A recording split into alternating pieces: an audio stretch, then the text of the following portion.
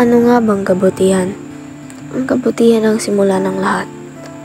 Ito ay isang buka na pinagmula ng iba pang mga bertud at halaga, katulad ng katapatan, pagpapatawag, tiyaga, pagiging bukas, palad at iba pa.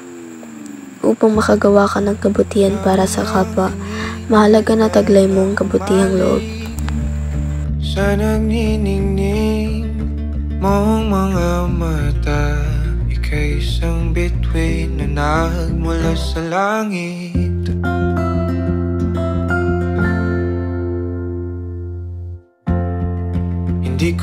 Ito ay gawain ng mabuting tao na kailanman ay hindi matutumbas ng salita. Sadya namang nakakabighani, di may paliwanag ang nararamdaman.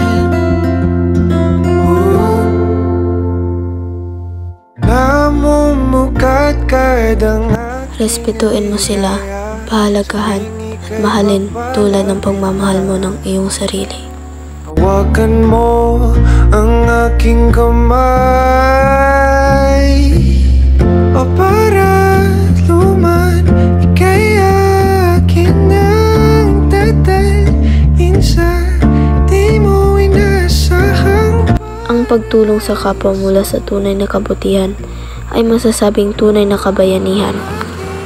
Kita ngawitan ng kundi matimag sa sawa, di ka pababayaan. Mahalaga ang kapwa sa ating buhay dahil sila ay tao katulad mo.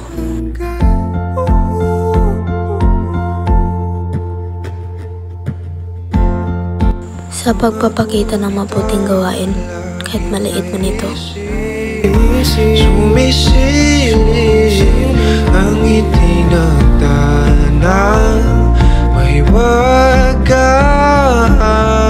Liwanag na dulot mo, nagbigay sinag sa madilim kong mundo.